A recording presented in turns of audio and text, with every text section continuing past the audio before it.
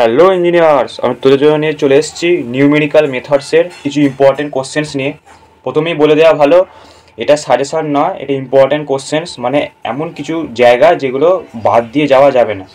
পুরো syllabus cover করতে পারলে তো খুবই ভালো, কিন্তু যারা করতে পারেনি বা সম্ভব নয় তাদেরকে বলা যে এই জায়গাগুলো ভালোভাবে পড়ে যেতে, সময় থাকলে তখন বাকিগুলো করা যাবে। তো তাহলে বোঝা গেল ইম্পর্টেন্ট কোশ্চেন্স মানে আমি কি বলতে চাইছি। এইগুলোই দেবে এরকম ব্যাপার নয়, কিন্তু এগুলো খুব ইম্পর্টেন্ট জায়গা।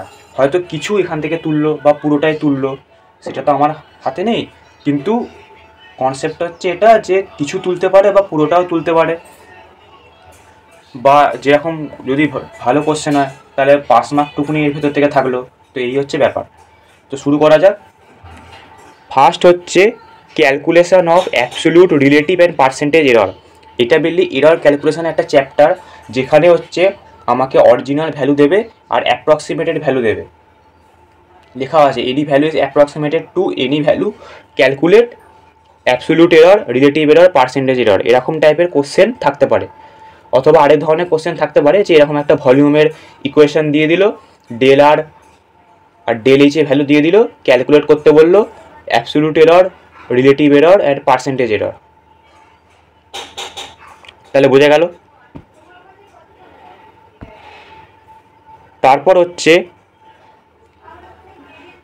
ট্রানকেশন এরর ক্যালকুলেশন, এরকম দিতে পারে। আর আরেকটি ইম্পর্টেন্ট কোশ্চেন যেটা হচ্ছে difference between round off error and truncation error, এই কোশ্চেনটা ইম্পর্টেন্ট দিতে পারে। তাহলে বোঝা গেল। তারপর হচ্ছে mu square equal to 1+1/4 del square, এরকম একটা প্রুফ আছে, এটা খুবই ইম্পর্টেন্ট। তারপরে আরেকও কিছু প্রুফ আছে, যেটা হচ্ছে এটা হচ্ছে ফরওয়ার্ড ইন্টারপোলেশনের সাইন, আর এটা হচ্ছে ব্যাকওয়ার্ড ইন্টারপোলেশনের সাইন। তো এইরকম একটা প্রপার্টি বেসিক্যালি এগুলো ফরওয়ার্ড আর ব্যাকওয়ার্ড ইন্টারপোলেশনের। তো সেখান থেকে এই প্রুফটা, তারপর এর নিচে এই প্রুফটা সব এই প্রুফগুলোই খুবই ইম্পর্টেন্ট ইন্টারপোলেশন থেকে প্রুফগুলো খুবই ইম্পর্টেন্ট। আরেকটা হয় ইকুয়াল টু 1+ ডেল্টা, যখন এটা উল্টো থাকবে মানে হচ্ছে ব্যাকওয়ার্ড, আর সোজা থাকলে ফরওয়ার্ড।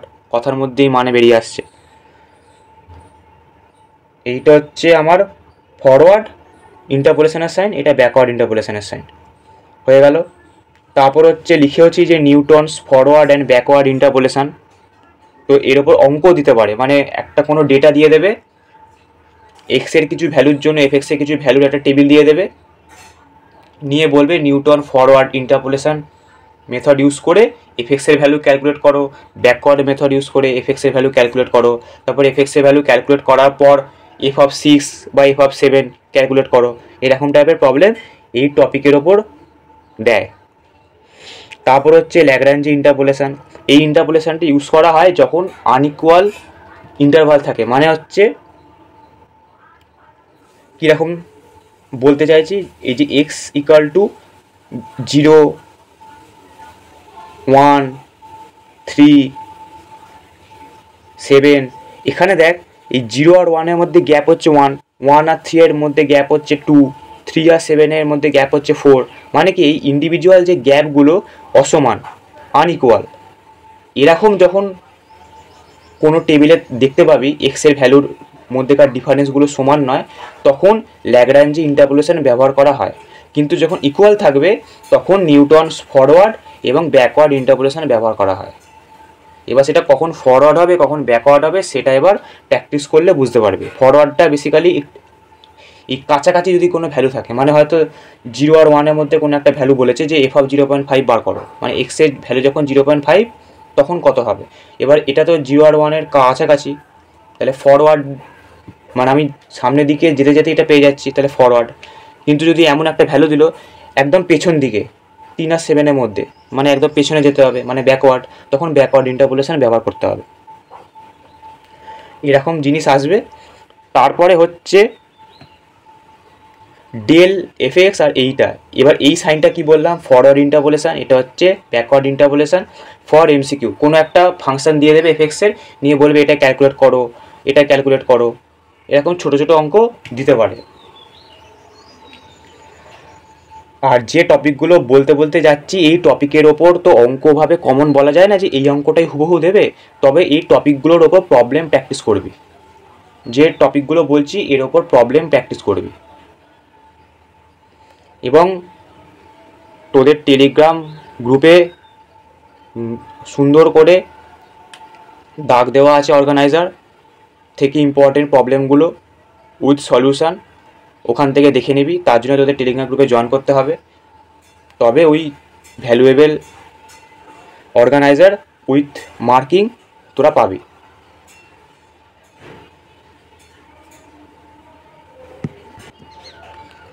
তাহলে বোঝা গেল। তারপর হচ্ছে find missing term using interpolation.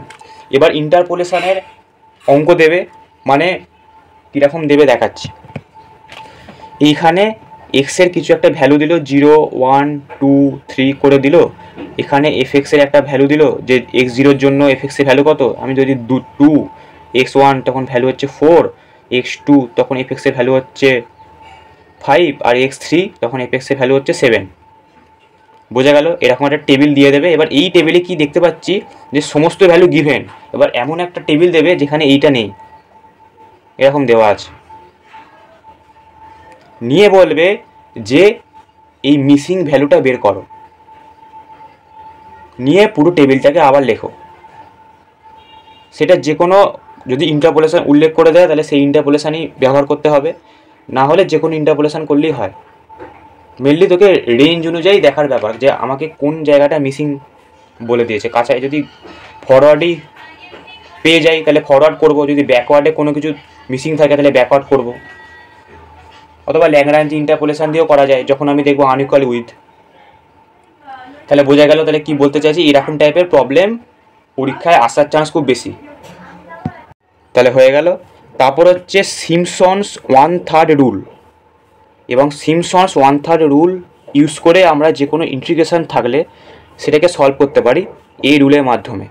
এবং সেটা নর্মাল ইন্টিগ্রেশনের মাধ্যমে হয় না, এটা বেসিক্যালি একটা রেঞ্জে ভাগ করে করে হয়। মানে যদি আমাকে বলে দেয় যে 0 থেকে 3, মানে যদি ইন্টারভালটা থাকে ইন্টিগ্রেশনে যে 0 থেকে 3, তাহলে এবার আমরা 0 থেকে 1, 1 থেকে 2, 2 থেকে 3 এইভাবে ভেঙে ভেঙে ভেঙে ভেঙে ভ্যালুটা বার করবো এফএক্সের, নিয়ে যোগ করে দেবো। এইভাবে এগুলো করা হয়। সিমসন্স 1/3 রুল একটা আছে, আর ট্রাপিজয়েডের রুল আছে, দুটো রুল আছে। এর মধ্যে সিমসন্স 1/3টাও ইম্পর্টেন্ট, তবে ওর থেকেও ট্রাপিজয়েডের রুলটা এবারের জন্য ইম্পর্টেন্ট। এখানে যে ইম্পর্টেন্ট কোশ্চেন্সগুলো দেওয়া আছে এগুলো সমস্ত প্র্যাকটিস করলে তবে পরীক্ষায় পুরো কমন পাবে। এবং যেগুলো খুব বেশি স্টার দেওয়া আছে সেগুলোকে ভালোভাবে করবি। এমন নয় যে যেগুলো স্টার দেওয়া নেই সেগুলো করবি না, সবই করবি। যেগুলো ইম্পর্টেন্ট কোশ্চেন্সে আলোচনা করছি, কিন্তু যেগুলো স্টার দেওয়া আছে সেগুলো ভালো করে করবি। এই দুটো রুলের মধ্যে খুব একটা পার্থক্য হয় না, যখন প্র্যাকটিস করবি দেখবি খুব একটা পার্থক্য হয় না। সিমসন্স 1/3 আর হচ্ছে ট্রাপিজয়েড, এইগুলো বেসিক্যালি ইউজ করা হয় ইন্টিগ্রেশনের জন্য। এই পুরো নিউমেরিক্যাল মেথডে এক একটা মেথড এক একটার জন্য ইউজ করা হয়। কোনোটা ম্যাট্রিক্স সলভের জন্য, কোনোটা ডিফারেন্সিয়াল ইকুয়েশন সলভের জন্য, কোনোটা কিউবিক ইকুয়েশন সলভের জন্য, কোনোটা ইন্টিগ্রেশন সলভের জন্য, কোনোটা এফএক্সের ভ্যালু বার করার জন্য। এরকম ইউজ করা হয়, এক একটা মেথড ইউজ করা হয়। এবার এক একটার জন্য 3-4টে করে মেথড আছে। ম্যাট্রিক্সের জন্য 3-4টে আছে, ইন্টারপোলেশনের জন্য আছে, ইন্টিগ্রেশনের জন্য বললাম সিমসন্স 1/3 রুল, ট্রাপিজয়েডের রুল, এরকম 2-3টে করে আছে। এবার ট্রাপিজয়েড রুলটা এবারের জন্য খুব ইম্পর্টেন্ট, তবে সিমসন্স 1/3টাও ইম্পর্টেন্ট। এটা খুবই ইম্পর্টেন্ট, এটা ইম্পর্টেন্ট। তারপরে হচ্ছে যে এলইউ ডিকম্পোজিশন মেথড। এই এলইউ ডিকম্পোজিশন মেথডটা হচ্ছে আমার ম্যাট্রিক্স সলভের জন্য। এই এলইউ ডিকম্পোজিশন মেথডটা হচ্ছে আমার ম্যাট্রিক্স সলভের জন্য। ম্যাট্রিক্স সলভের জন্য এলইউ ডিকম্পোজিশন মেথডটা আমরা ব্যবহার করব। তারপরে হচ্ছে গস সেইডেল মেথড। এই মেথডটাও আমার ম্যাট্রিক্স সলভের জন্য। কোনো একটা 3 ভেরিয়েবলের ইকুয়েশন দিয়ে দেবে, x1 x2 x3 করে 3টে ইকুয়েশন দিয়ে দেবে, নিয়ে বলবে সলভ করতে x1 x2 x3 ভ্যালু, যেভাবে আর কি ম্যাট্রিক্সে ইকুয়েশন থাকে। এবার সেটা এলইউ ডিকম্পোজিশন মেথড দিয়ে বলতে পারে, এটা খুব ইম্পর্টেন্ট। আর গস সেইডেল মেথড ইউজ করেও বলতে পারে। অনেক সময় দেখা যায়, অনেক সময় খুব রেয়ার, যে কিছু মেথড উল্লেখ করে দেয় না, নর্মাল দেয়, নিয়ে বলে সলভ করতে। তখন যে কোনো মেথড ইউজ করে সলভ করতে পারিস। আমি বারবার বলছি টেলিগ্রাম গ্রুপে জয়েন করতে হবে, ওখানে অর্গানাইজারে মার্ক করা আছে ইম্পর্টেন্ট প্রবলেমগুলো, সেগুলো নিজে থেকে প্রথম থেকে শেষ অবধি প্র্যাকটিস করবি, একদম অ্যান্সার মেলানো অবধি। যদি যে কোনো মেথড বলে তাহলে গস এলিমিনেশন মেথডও একটা হয়, সেটা আমরা নর্মাল যেমন ম্যাট্রিক্স আমরা সলভ করা জানি ইনভার্স ইউজ করে, সেরকম সেটা ইউজ করেও করতে পারি যদি কোনো মেথড উল্লেখ না করে দেয়। আর যদি উল্লেখ করে দেয় তাহলে এবারের জন্য এই দুটো ইম্পর্টেন্ট, এলইউ ডিকম্পোজিশন আর গস সাইডেল। তাহলে বোঝা গেল। এরপরে আরও কিছু আসে, সেগুলো জেনে নিই। তারপরে হচ্ছে বাইসেকশন মেথড। বাইসেকশন মেথডটা হচ্ছে কোনো কিউবিক ইকুয়েশন সলভের জন্য, মানে কেন কিউবিক নয়, এমনি অন্যরকম টাইপের দেবে ইকুয়েশন থাকবে। ধর x cube minus 3x plus 2 equal to 0, এর সলিউশন বার করতে বললো, সেটা বাইসেকশন মেথড ইউজ করেও করা যায়, নিউটন র্যাপসন ইউজ করেও করা যায়। তো এবারের জন্য বাইসেকশনটা ইম্পর্টেন্ট। যদি কিছু না বলে দেয়, বারবার বলছি, যদি কিছু মেথড উল্লেখ না করে দেয়, তাহলে যেটা তোর সহজ লাগবে সেই মেথডটি ইউজ করে করবি। এই নিউমেরিক্যাল মেথড মানে শুধু মেথডের খেলা, শুধু নানা রকম মেথড আছে সলভ করার জন্য। তারপর নিউটন ডিভাইডেড ডিফারেন্স, এটা ইন্টারপোলেশনের জিনিস, খুব একটা ইম্পর্টেন্ট নয়। তারপরে হচ্ছে f(1) f, এই যে এরকমভাবে অনেক সময় টেবিল আকারেও দেয়, যেমন দেখিয়েছিলাম আমি এখানে, এরকম টেবিল আকারেও অনেক সময় দেয়, অনেক সময় এইরকমও তোকে দিয়ে দেবে। তোকে নিজেকে টেবিল তৈরি করতে হবে। সেটা কীভাবে করবি, এই ব্র্যাকেটের ভেতরে যেগুলো লেখা আছে সেগুলো হচ্ছে এক্সের ভ্যালু, আর ইকুয়াল টু দিয়ে যেগুলো লেখা আছে সেগুলো এফএক্সের ভ্যালু, নিয়ে টেবিল তৈরি করবি। আগে এক্সের কলম করবি, এক্সের রো করবি, ওয়াইয়ের এক্সের রো করবি, এফএক্সের রো করবি, যেভাবে দেখালাম একটু আগে, এরকমভাবে এরকম আগে করে নিবি। নিয়ে ব্র্যাকেটের ভেতর যেগুলো লেখা আছে সেগুলো এক্সের ভ্যালু, এক্সের জায়গায় বসিয়ে দিবি পরপর করে, আর ইকুয়াল টু দিয়ে যেগুলো লেখা আছে সেগুলো এফএক্সের ভ্যালু, এফএক্সের জায়গায় বসিয়ে দিবি। টেবিল তৈরি হয়ে গেল। তারপর বলেছে ফাইন্ড f6। এবার এখানে যদি আনইকুয়াল ইন্টারভাল হয় তবেই একমাত্র ল্যাগ্রাঞ্জে, না হলে ফরওয়ার্ড আর ব্যাকওয়ার্ড। এবার ফরওয়ার্ড কখন ইউজ করা যায় হবে, তখন কাছাকাছি ভ্যালু থাকবে, মানে শুরুতেই পেয়ে যাবে, সামনেই থাকবে। আর যদি অনেক পেছনে থাকে তাহলে হচ্ছে ব্যাকওয়ার্ড। এবার f(6) যেটা, সেটা 7 আর যেটা 2 আর 7-এর মধ্যে আছে, তো এটা ব্যাকওয়ার্ডেও হতে পারে, ফরওয়ার্ডেও হতে পারে। তো এরকম টাইপের প্রবলেমগুলো বেসিক্যালি দিতে পারে, ইম্পর্টেন্ট আছে। এরকম দিল, নিয়ে বলবে ফাইন্ড f6 অলসো। এবার এখানে দেয় 1, 2, 7, 8 আনইকুয়াল উইথ, তাহলে এখানে ল্যাগ্রাঞ্জ ইন্টারপোলেশন ব্যবহার করতে হবে। f(x) আগে বার করবি, তারপর f(6) বার করবি। f(6) মানে হচ্ছে f(x) বার করার পর এক্সের জায়গায় 6 বসিয়ে দেবে। তারপর হচ্ছে also value of x which f(x) is maximum আর মিনিমাম, মানে ম্যাক্সিমাম বা মিনিমাম হবে f(x)-এর ভ্যালু কোন এক্সের জন্য, মানে এক্সের কোন ভ্যালুর জন্য f(x) ম্যাক্সিমাম অথবা মিনিমাম হবে। তাহলে আগে f(x)-এর ইকুয়েশন বার করে নিলি ল্যাগ্রাঞ্জ ইন্টারপোলেশন থেকে, সেখানে এক্সের জায়গায় 6 বসালে এই অ্যান্সারটা পেয়ে গেলি। এবার f(x)-এর যে ইকুয়েশনটা এসেছিলো সেটাকে ডিফারেন্সিয়েট করবি, ডিডিএক্স করবি, নিয়ে 0-এর সাথে ইকুয়েট করবি, নিয়ে যে ভ্যালুটা পাবি সেটা অ্যান্সার হবে ম্যাক্সিমাম অথবা মিনিমামের জন্য। বোঝা গেল? এরকম টাইপের প্রবলেম দিতে পারে।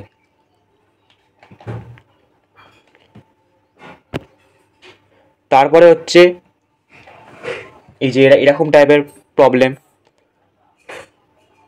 √(, মানে 4th power of 27, 5th power of 3, মানে যেমন এখানে 2 থাকলে কী হয়, স্কোয়ার রুট হয়, এখানে শুধু 4 আছে, এখানে 5 আছে। এবার এইগুলো ইউজিং নিউটন র্যাপসন মেথড, এরকম টাইপ। এবার আমি বলছি না যে, বারবারই বলছি যে হুবহু এগুলো নাও দিতে পারে, অন্যও দিতে পারে, কিন্তু এরকম টাইপের প্রবলেম আসার চান্স খুব বেশি, খুবই ইম্পর্টেন্ট। ওই জন্য লিখে দিয়েছি দিস টাইপ অফ প্রবলেম, এখানেও লিখেছি দিস টাইপ অফ প্রবলেম। এরকম টাইপের প্রবলেম দিতে পারে, হুবহু দিতে পারে প্রিভিয়াস ইয়ার থেকে, অথবা নিজের মতো করে কিছু চেঞ্জ করে দিল। কিন্তু স্টেপগুলোকে জানলে, প্রতিটা ইম্পর্টেন্ট কোশ্চেন্সের যে মেথডগুলো আছে, ইম্পর্টেন্ট কোশ্চেনের যে মেথডগুলো আলোচনা করছি, সেইটা যদি করতে জানিস কীভাবে করতে হয়, তাহলে যাই প্রবলেম দিক না কেন করতে পারবি। কিন্তু প্র্যাকটিস করতে হবে। একটা জিনিস, যে মেথড যেগুলো আছে সেগুলো কিন্তু একটু বড় বড় আছে, মানে সলিউশনটা একটু বড় হবে প্রতিটা মেথডেরই প্রায়। তো সেগুলো যদি হাতে নাতে 2-3টে করে প্রবলেম না করিস তাহলে কিন্তু পরীক্ষায় নামাতে পারবি না। কিছু কিছু মেথডে অনেকগুলো স্টেপ আছে, সেগুলো মনে থাকবে না প্র্যাকটিস করলে। তো মেথডগুলো একটু বড় বড়, ম্যাক্সিমাম মেথড একটু বড় বড়, তাই মিনিমাম 2-3টে করে প্র্যাকটিস না করলে হাতে নাতে একদম অ্যান্সার মেলানো অবধি পরীক্ষা কিন্তু নামাতে পারবি না। বারবার বলছি, শক্ত নয় কিন্তু পুরো প্র্যাকটিসের ওপর নির্ভর। অনেক মেথড বড় বড় আছে, এখন দেখতে পাবি, প্র্যাকটিস করবি, অনেক মেথড বড় বড় আছে, এবার তার অনেক স্টেপ আছে, প্র্যাকটিস না করলে সেগুলো মনে থাকবে না, অত মনে রাখা তো সম্ভব নয়। তাই প্র্যাকটিস যত করবি তত তোর মনে থাকবে। তো হয়ে গেল দিস টাইপ অফ প্রবলেম। তারপরে হচ্ছে Euler and Euler's modified method. এটা হচ্ছে ডিফারেন্সিয়াল ইকুয়েশন সলভ করার জন্য মেথড। হয়ে গেল। তারপর হচ্ছে রাঙ্গাকুট্টা মেথড। এইটা একটা মেথড আছে অফ অর্ডার 4, এরকম দিয়ে দেবে।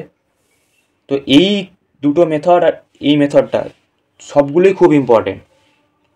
এইগুলো একটা ডিফারেন্সিয়াল ইকুয়েশন দিয়ে দেবে, নিয়ে বলবে সলভ করতে। অঙ্কের টাইপগুলো ভালো করে দেখবি, যখন অঙ্ক প্র্যাকটিস করবি তখন অঙ্কের টাইপ দেখতে পাবি যে কীরকম টাইপের প্রবলেম দেয়, মানে কোশ্চেনটা কীরকম থাকে। ম্যাক্সিমামে ধরতে গেলে 96% পরীক্ষায় বলে দেয় যে ইউজিং এটা, ইউজিং ওটা, তাহলে তো বুঝেই যাবি। খুব রেয়ার হয়তো বলে না, খুব রেয়ার। তখন যদি প্রবলেমের টাইপগুলো প্র্যাকটিস করিস, যে এই মেথডে এরকম টাইপের প্রবলেম দিয়ে দেয়, এই মেথডে এরকম টাইপের প্রবলেম দিয়ে দেয়, তাহলে দেখিয়ে চিনতে পারবি। সাধারণত দেয় না, উল্লেখ করে দেয়। লাস্ট হচ্ছে মিনলেস প্রেডিক্টর কারেক্টর মেথড। এটা ওই ডিফারেন্সিয়াল ইকুয়েশন সলভের জন্যই। তো এর মধ্যে থেকে এই প্রথমটা এবারের জন্য খুব ইম্পর্টেন্ট, এই দুটো মোটামুটি ইম্পর্টেন্ট। তাহলে বোঝা গেল যে কী কী টাইপের প্রবলেম আসার চান্স খুব বেশি, এবং কোন টাইপের প্রবলেম কি বলতে চাইছে। ম্যাট্রি আবার প্রথম থেকে আবার রিক্যাপ করে দিচ্ছি।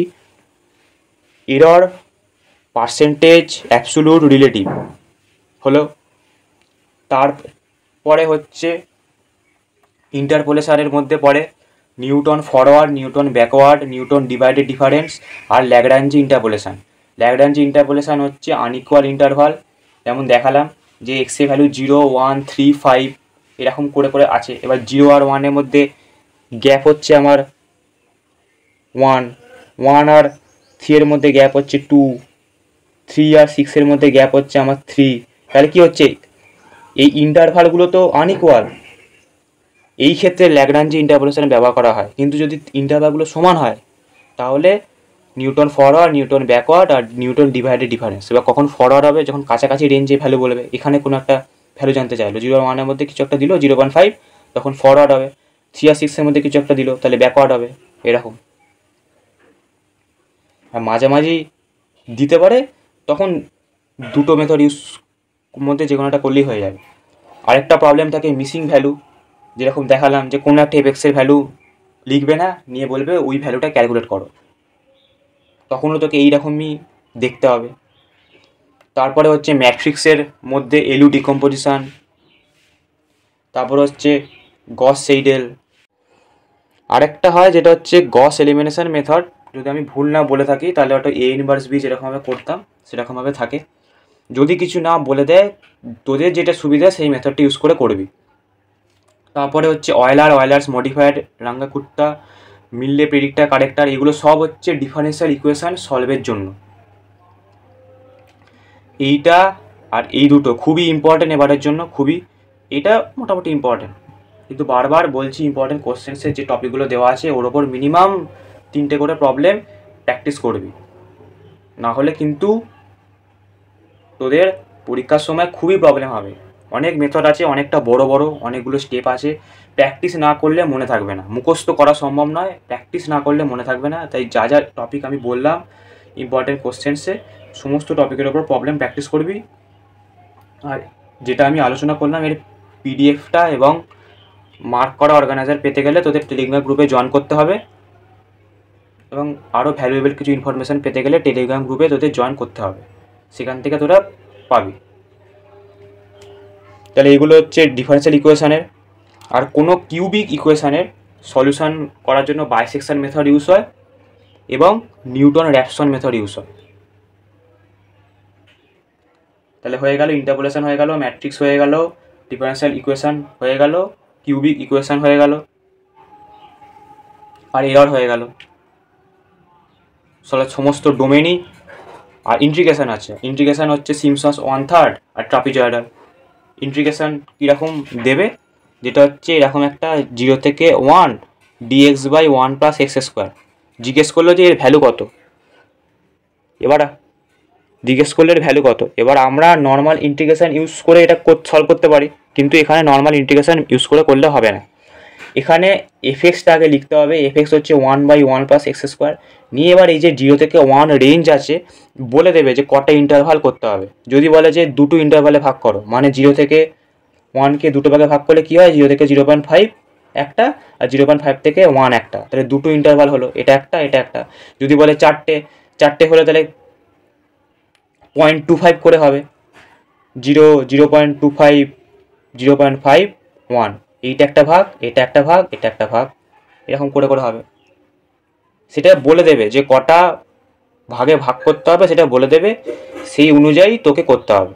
যদি বলে যে 10টা ভাগে ভাগ করতে, তাহলে কত হবে, 0, 0.1, 0.2 এইভাবে করে 10খানা হবে। যদি দুটো বলে তাহলে এইভাবে হবে, যদি 5টা বলে তাহলে আরেক রকমভাবে হবে, 0.2 করে হবে, 0, 0.2, 0.4, 0.8, 0, 0.2, 0.4, 0.6, 0.8 আর 1। এইটা একটা, এটা একটা, এটা একটা, এটা একটা, এটা একটা, 5টা হয়ে গেল। যেমন ভাগ বলে ওখানে বলে দেবে, কটা ভাগে ভাগ করতে হবে বলে দেবে, যে 10 সাব ইন্টারভাল এরকম বলে দেবে। যটা ভাগে ভাগ করতে বলবে তটা ভাগে ভাগ করে তোকে এরকম ভ্যালুগুলোকে লিখতে হবে। এগুলো হচ্ছে এক্সের ভ্যালু। সেই করেসপন্ডিং এবার এক্সের ভ্যালু বের করে নিলি, নিয়ে এফএক্সের জায়গায় ভ্যালুগুলো বসাবি, নিয়ে এফএক্সের ভ্যালু পেয়ে গেলি করেসপন্ডিং এক্সের জন্য। নিয়ে যেভাবে সলভ করে ভালো করে লক্ষ্য রাখবি যে কটা ভাগে ভাগ করতে বলছে, কটা সাব ইন্টারভালে ভাগ করতে বলছে, তটা সাব ইন্টারভালে তোকে ভাগ করতে হবে। যদি দুটো বলে তাহলে 1/2 হচ্ছে 0.5। যদি 4টে বলে তাহলে হচ্ছে 1/4, অত গ্যাপ হবে। যদি আমাকে 10টা বলে তাহলে 1/10 কত হয়, 0.1, তাহলে 0.1 করে একটা ইন্টারভাল হবে। যদি 4টে বলে তাহলে 1/4, 0.25, তাহলে 0.25 করে একটা ইন্টারভাল হবে। এইভাবে যটা বলবে সাব ইন্টারভাল সেটা দিয়ে ভাগ করতে হবে এই রেঞ্জটাকে। এবার এখানে 0, 1 না দিয়ে 2, 3ও দিতে পারে। তাহলে ফার্স্ট আগে যদি লিমিটটা এরকম দেয় যে 2 থেকে 3 এরকম যদি দেয়, তাহলে আমি আগে আপার লিমিট হচ্ছে 3, লোয়ার লিমিট হচ্ছে 2 লিখলাম। এবার যটা ভাগে ভাগ করতে বলবে, যটা সাব ইন্টারভালে সেটা লিখলাম। যদি বলি যে 10টা ভাগে ভাগ করতে বলেছে, টেপ সান ইন্টারভাল কোশ্চেনে দিয়েছে, 10 লিখবো। ফার্স্ট আগে আপার লিমিট লিখবো, লোয়ার লিমিট লিখবো, নিয়ে বিয়োগ করবো, নিয়ে বাই যটা সাব ইন্টারভালে ভাগ করতে বলেছে সেটা লিখবো। নিয়ে যে অ্যান্সারটা হবে সেই গ্যাপে গ্যাপে 2 থেকে লেখা শুরু করব। তাহলে এখানে কত হবে, 1/10 মানে হচ্ছে 0.1, তাহলে 0.1 গ্যাপে লেখা শুরু করব। 2, 2.1, 2.2, 2.3 এভাবে করতে করতে 3 অবধি যাবে। এবার এগুলো এক্সের ভ্যালু হয়ে গেল। এইটাই আমি ইকুয়েশানে বসালে এফএক্সের ভ্যালু পেয়ে যাব। যেরকম ইকুয়েশান দেবে, এই ডিএক্সটা বাদ দিয়ে যা থাকবে সেটা হচ্ছে এফএক্স। নিয়ে সেখানে বসে নিলাম, নিয়ে টেবিল পেয়ে গেলাম, নিয়ে যেভাবে সলভ করে। তাহলে বোঝা গেল। তাহলে হচ্ছে আমাদের এই জিনিসগুলো থাকবে পরীক্ষাতে, এইরকম জিনিসগুলো থাকবে। আমি আলোচনাও করে দিলাম যে ম্যাট্রিক্সের জন্য কোন মেথড, ইন্টিগ্রেশনের জন্য কোন মেথড, ডিফারেন্সিয়াল ইকুয়েশনের জন্য কোন মেথড, যে কোনো লিনিয়ার ইকুয়েশন সলভ করার জন্য কোন মেথড, এবং ইন্টারপোলেশনের জন্য কোন মেথড, তারপর এররের জন্য কোন মেথড। তাহলে সবগুলি বলে দিলাম। তাহলে বোঝা গেল। ভালো করে প্র্যাকটিস করবি, প্রতিটা টপিকের ওপর 3টে 4টে করে প্রবলেম প্র্যাকটিস করবি, একদম প্রথম থেকে শেষ অবধি অ্যান্সার মেলানো অবধি। তাহলে কিন্তু পরীক্ষায় সলভ করতে পারবি, না হলে কিন্তু পারবি না। কারণ অনেক মেথড আছে, অনেক স্টেপ আছে, অনেকটা বড় হয় অঙ্কটা। সেটা না প্র্যাকটিস করলে পরীক্ষা কিন্তু নামানো সম্ভব নয়। কারণ অনেক মেথড আছে, অত মাথায় রাখা সম্ভব নয় যে কোনটাতে কী করতে হয়। তাই যে টপিকগুলো বললাম ইম্পর্টেন্ট কোশ্চেন্সে, সেই টপিকগুলোর ওপর 3টে 4টে করে প্রবলেম প্র্যাকটিস করবি। অর্গানাইজারে রেড মার্ক করে দেওয়া আছে ইম্পর্টেন্ট প্রবলেমগুলো, সেগুলো প্র্যাকটিস করবি। তাহলেই ম্যাক্সিমাম কমন পাবি, এটা আশা করা যায়। কিন্তু প্র্যাকটিস ইম্পর্টেন্ট, এর কোনো অন্য উপায় নেই, প্র্যাকটিস ছাড়া এর আর কোনো অন্য উপায় নেই। আশা করি বোঝা গেছে। যদি ভিডিওটা ভালো লাগে লাইক কর, বন্ধুদের মধ্যে বেশি বেশি শেয়ার কর যাতে ওদের হেল্প হয়, আর সাবস্ক্রাইবারটা important, so go and subscribe. আর for getting valuable notes you have to join Telegram group, and for getting the PDF of important questions you have to join Telegram group, and also for valuable information before examination. So best of luck, bye bye. Just take it easy.